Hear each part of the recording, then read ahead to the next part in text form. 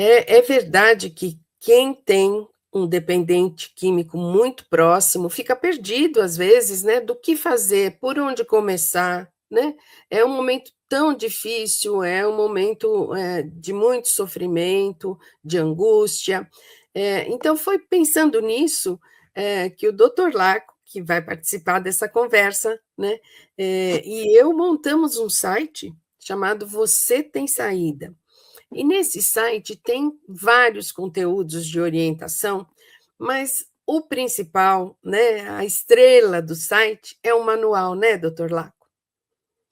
Então, Regina, eu me lembro muito bem de você me procurando e falando: puxa vida, o senhor tem tanta informação, tanta eh, atividade junto a dependentes e famílias, e se a gente colocasse isso num manual? Legal. Começamos a conversar e depois você falou: não, tem muita coisa aí, isso daí vai dar um livro. E daí a coisa foi indo e acabou inspirando essa plataforma com o e-book, com Instagram, Facebook, entrevistas no YouTube, que são para orientação. Mas realmente o carro-chefe é o nosso manual, é o nosso livro gratuito, onde a gente pode não só orientar os dependentes e suas famílias, como qualquer pessoa do mundo, da sociedade, que queira saber um pouco mais sobre dependência química. Não é um livro técnico, é um livro de orientação, Aliás, mas acho que que a tem. gente já pode ir vendo, né, doutor Laco? A gente já poderia dar uma olhadinha aí nesse, Vamos ver, não é? vamos ver. É, isso aí, ó. Ó o Ah manual lá, aí. tá Mas aí o continue manual, ó. falando. Não é nada técnico, né, doutor Laco? Isso, é orientação, né? Vai passando aí, vamos ver mais. Olha lá. Então, existe esperança, você tem saída. Ele começa entusiasmando e dando orientações sobre prevenção, sobre intervenções, tratamentos, prevenção de recaída. Aparece até nós dois aí junto, ó, e um passo a passo da recuperação. Então, é uma orientação eficiente, segura, baseada em princípios muito fortes do tratamento e da recuperação, e dando toda a orientação para a família e para o dependente. Eu também lembro desse comecinho, né? E realmente nos dá muita satisfação, né, doutor Laco, de poder divulgar todo esse conhecimento seu, esse caminho que é conhecido e que recuperou muita gente. O começo, né, nós vimos aí o capítulo 1, é entender mais sobre a doença. E daí você vê que é cheio de ilustração, então ele é gostoso de ver, ele é atraente, ele não é chato, né? Então ele é Uhum. bonito, bem preparado. Então não é só a informação que tem, é a forma como essa informação é disponibilizada. É de uma maneira gostosa. É gostosa e tem um ritmo assim. Não é porque o problema é sério, né, e traz tanto sofrimento que ele precisa ser ainda mais pesado, né? O caminho ele tem que ser leve, de esperança, de saber que tem uma recuperação no final. É possível, é difícil, mas é possível ter essa recuperação. Então, acho que a gente teve esse cuidado, né, de trazer isso de forma muito mais leve, né, do que a leitura, né, de muitos livros, de muitos métodos que jogam a pessoa ainda mais para baixo. A gente acha que é importante isso, né, doutor Laco, manter essa esperança viva para esse roteiro, não? Se eu não me engano, são 56 páginas, não é isso, Regina? Eu acho que sim. Nós vamos passar até o final aí, né? Então, ele é uma coisa bem sintética, embora ele seja muito intenso e profundo, ele Uhum. também é sintético. Lógico que é um começo de identificação dos problemas e como seguir os caminhos. Uhum. E, doutor Laco, a gente começa entendendo que não é uma falta de caráter, né? É uma doença, né? Exatamente. A dependência química é uma doença passível de tratamento e de recuperação, não passível de não existir mais, né? Porque ela é uma doença crônica parecida com o diabetes. Né? Hum, Então, uma vez instalada, o indivíduo tem que, para se recuperar, passar por todo um período de transformação e não voltar a usar a droga. Né? uhum. Então, essa doença acomete muitas pessoas das mais variadas classes sociais, das mais variadas idades, das mais variadas situações de profissão e etc. E, doutor Laco, como é que uma família, em alguns casos, não precisa haver identificação, ele é tão exposto, né? Ele é tão evidente que, claro, a pessoa sabe que ali é uma pessoa dependente de álcool, outras drogas. Mas quando a coisa ainda está meio camuflada, às vezes os pais não percebem muito, o marido ou a esposa, quais seriam aí os sinais assim que poderiam ser um alerta já para a família? Então, nós no manual, a gente aborda também a questão da prevenção, né? E nessa prevenção, as famílias se preocupam muito com a prevenção. Toda família que tem adolescente tem preocupação com a questão drogas. Então, eles se preocupam muito com a prevenção. Então, não existe uma forma absoluta de dizer, ó, está usando droga. Mas desde que o adolescente comece a mudar de horários, de formas de fazer as coisas, de companhias, de horário de dormir, de acordar, tem que ficar alerta nisso. Né? Uhum. Os pais têm que acompanhar o dia a dia, o cotidiano dos filhos, com afeto, com carinho, com atenção. Não é polícia, não é fiscalização, é acompanhar, é estar presente. Isso é essencial para perceber as nuances, as variações que aquela pessoa tem no seu cotidiano, na sua vida, na sua alegria. Né? Então, muito trancado no quarto, muito dispersivo, muito tendo falhas, tendo coisa que não tinha antes, né? De comportamento, de atitude, é significativo que possa estar com algum problema, não importa se é droga ou não. A família tem que estar atenta aos problemas que o dependente, que o adolescente ou que o jovem tem. Então, tentar ajudar a resolver os problemas. E Uhum. nesses problemas, a droga é uma das coisas importantes que entra. O jogo também entra até para o adolescente, viu? As apostas em Então, bets, né, que estão muito na também moda, entra. né?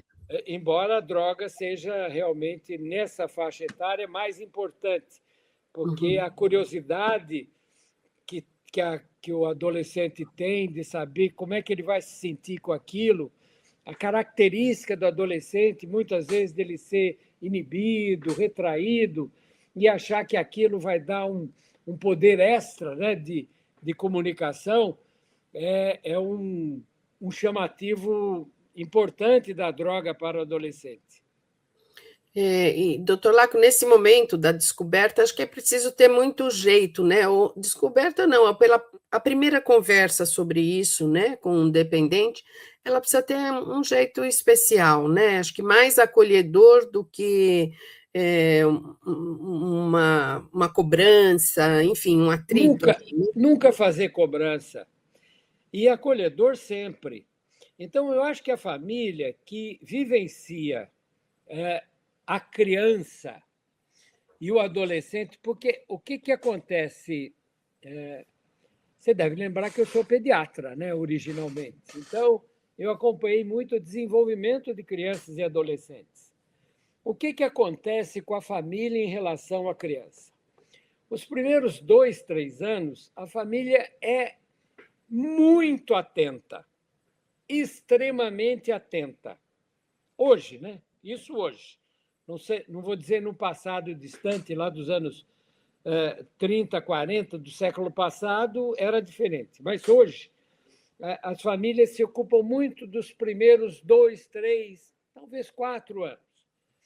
Aí, quando a criança começa a ir para a escola, quando a criança começa a ter atividades mais sociais, vamos dizer assim, a família meio que se afasta um pouco, começa a se afastar.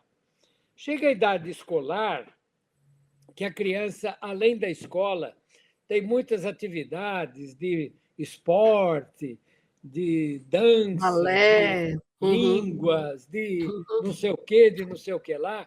Quer dizer, uma agenda muito preenchida. A família, até por imposição, muitas vezes, do trabalho dos pais, né? desse corre-corre que a gente tem, a família não olha tanto e começa de uma certa forma, se desinteressar do cotidiano dessas crianças pré-adolescentes. Então, eu convido as famílias a mudar um pouquinho essa atitude, estar sempre presente, sempre acolhedora, principalmente percebendo as nuances, as variações de, de emoção, de psicologia, de atitude, de sono, de comida. Então, alguma coisa acontecendo, às vezes é só uma paixão, né? Precisa uhum, tomar muito cuidado, que às vezes o adolescente só está apaixonado. uhum, Mas procurar perceber nessa fase aí dos 8, 9, 10 anos, e principalmente na pré-adolescência, tudo o que está acontecendo é significativo. Mesmo que não seja droga, a criança precisa de orientação, apoio, que é um momento muito difícil da vida, né?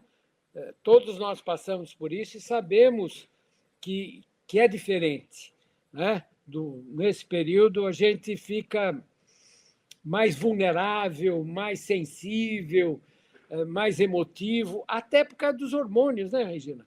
é verdade. E tem muita menina que tem a primeira menstruação e se assusta porque ninguém orientou sobre a menarca, sobre a primeira menstruação. Não é?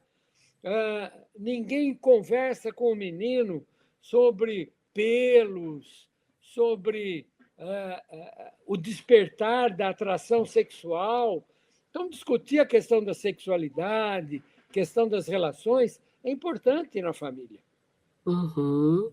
Quer dizer, precisa ter essa atenção, esse envolvimento, para que nos casos em que já está instalando ali uma dependência, o adolescente ou o adulto mesmo aceitar um tratamento, aceitar uma orientação. O ideal é chegar antes, é antes Hum, da dependência, é uhum, chegar uhum, quando começa o uso. Então, uhum, tentar identificar os usos. E aí não é só da maconha e da cocaína, não. Lembrar que o álcool, o primeiro uso de álcool, geralmente é em ambiente familiar. Né? Nós estamos aí, festa junina agora. É, a primeira vez que eu bebi na minha vida, que eu tomei um porre, eu tinha 12 anos, numa festa junina. hum, Numa festa junina. Então, as festas juninas, por exemplo, são esses ambientes familiares, eles são propícios para os primeiros usos.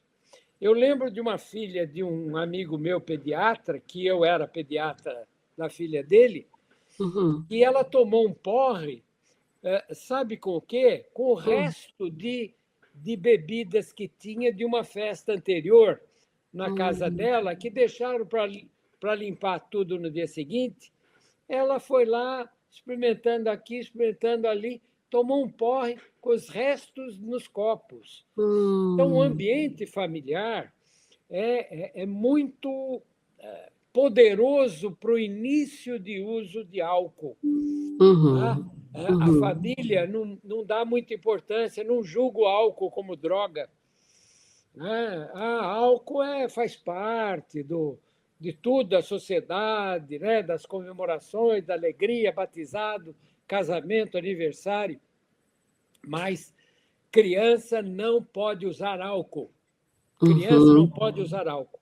O uso de álcool antes dos 15 anos provoca instalação de dependência 4 vezes maior do que se esse uso começasse lá pelos 19, 20 anos. Olha só que perigo Tá? maior, então, O né? início precoce é muito perigoso. Então, é tomar Uhum. cuidado com o início de uso. Uhum. Né? Não deixar chegar nem no abuso, nem na dependência. Depois que chegar, logicamente, no abuso, a intervenção tem que ser mais intensa, mais detalhada, mas sempre acolhedora. E, doutor, lá com uma coisa que costuma assustar muito é que fala, o tratamento precisa de internação, aí já o monstro fica maior, né, do que realmente é, ou nem exista monstro. Mas quais são os caminhos para tratamento? Eu vou comparar com problema no coração. Eu Hum, sou hipertenso, eu uhum, tomo remédio para hipertensão. Então, o meu coração, ele precisa de cuidados. Não precisa de internação para isso. Né? Preciso de um aparelhinho para medir minha pressão, um remedinho, cuidados com a dieta, cuidados com a atividade física. Então, uhum. são cuidados. A dependência química é uma doença que também tem suas nuances. A maioria dos casos se resolve com orientação ambulatorial. Eu diria que 80% a quase 90% dos casos se resolve sem pensar, nem pensar na questão internação. A Consultório, internação, a no internação é consultório. restrita a Uhum, alguns casos, como o problema uhum, do coração. Se eu tiver um infarto do miocárdio, uhum, eu preciso de UTI. Então, aí uhum, não tem jeito, aí precisa ir para o hospital, precisa ficar no UTI, precisa uma internação muito especializada. Na questão da dependência química também, alguns casos precisam até de uma internação involuntária. Em alguns uhum, casos, lembrar do Casagrande, o jogador famoso, né? Ele só conseguiu sair depois de 2 internações involuntárias, né? Longas, que ele ficou. E hoje ele está muito bem, obrigado, depois de ter insistido tanto no tratamento. Então, alguns casos precisam de internação, mas não são uhum, todos, não. uhum. Aí, na fase de tratamento, tem um cuidado, as pessoas devem apoiar as pessoas mais próximas, tal. Mas tem muito medo de recaída, né, quando se entra num tratamento. Quando o indivíduo para de fumar, o número de vezes que ele tenta, recai e volta é calculado em 7 a 9 vezes. Então, a recaída, eu costumo dizer que faz parte da doença. Então, recair é uma alternativa não gostosa, não bem-vinda, não desejável, mas ela existe. Ela é uma realidade. Então, recair não significa que tudo foi para o beleléu, que não tem mais jeito. Não. Recaída significa que o que estava sendo feito não foi feito da maneira melhor como deveria. Né? Há Uhum, alguma falha do tratamento. Então, quando há falha em tratamento, é começar o tratamento de novo, observando as falhas e tentando corrigir essas falhas. Então, recaída não significa fim, recaída significa reinício. Né? Recaída, reinício. É reiniciar. E, logicamente, em patamar diferente, com situações diversas daquela que vinha sendo feita. E no manual a gente ainda aborda uma questão que nem sempre chama atenção, mas aqui é muito importante, que é a codependência, né? O relacionamento das pessoas que estão muito próximas do dependente passam a viver em função desse problema, né, doutor? Eu costumo dizer, Regina, que às vezes o maior doente da questão da droga não é nem o dependente, é a família. A família sofre muito e a família se transforma. A família passa a viver em função do dependente, passa a ter uma atuação que não é mais o que ela gostaria de fazer, mas o que ela tenta fazer para afastar aquele problema do seu cotidiano. Então, ela começa a ter atitudes, ter posturas muito distantes do que deveria ser feito. Ela começa a ter uma atitude patológica, que é a codependência. Ela começa a negar tudo que existe, se negar e fazer coisas para tentar proteger o dependente. E nessa proteção ao dependente, ela protege também a própria dependência. Ela mantém aquela estrutura ao invés de reverter, ao invés de transformar para uma atitude saudável. Então, a família tem que ser tratada em conjunto, não só durante o período de tratamento do dependente, mas depois também, porque a recaída, muitas vezes, é determinada pela família. Um exemplo grotesco. Eu fui diretor de uma clínica para internação e que ficava na rodovia Raposo Tavares. Então, às vezes, as pessoas iam lá no sábado, quer dizer, todo sábado tinha programa para a família. E eles iam lá no sábado e, algumas vezes, a alta era no sábado. Então, se dava alta para o dependente, eles iam comemorar a saída numa churrascaria da Raposo Tavares tomando chopp, junto com o dependente. Quer dizer, já cutuca a onça com a vara curta, nem acabou de sair direito da clínica. Então, a família, muitas vezes, tem completa ignorância, completa dissociação do perigo e da necessidade de transformação que tem que ter para garantir uma melhor recuperação do dependente. Muito bom. Então, tudo isso está lá no manual, ele é inteiramente gratuito, tem várias outras informações, tem até letra de música que trata do assunto, tem filmes, né, doutor, lá que tratam, livros.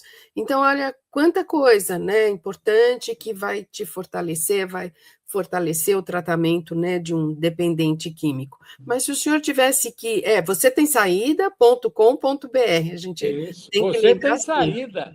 Você tem saída. E, doutor Laco, o senhor tivesse, então, que resumir em uma frase, né, uma mensagem que esse manual leva, né, para as pessoas que precisam desse tipo de ajuda. A vida vale a pena. A vida vale a pena. E essa vida, sem droga, pode ter certeza, ela é muito mais rica, muito melhor, muito mais repleta de flores, de céu bonito, de paisagem, de tudo. Então, a droga, ela escurece a vida. A droga afunda, a droga produz algumas saídas artificiais. E nós queremos dar uma saída gloriosa, uma saída honrosa, uma saída gostosa. Então, vá lá no Você Tem Saída, se você quer se ver livre da droga ou mesmo de outra dependência que, por acaso, você tenha. Muito bom, muito obrigada, doutor Laco. A gente volta aí com temas que importam, com temas que interessam para as pessoas que estão envolvidas e sofrem com angústia, com a dependência química. Muito obrigada e a gente volta a qualquer hora. Até mais. E lembre-se, você tem um livro gratuito à sua disposição. Não precisa pagar nada, nada. Tá? Vá lá, você tem saída.com.br. Vem com a gente.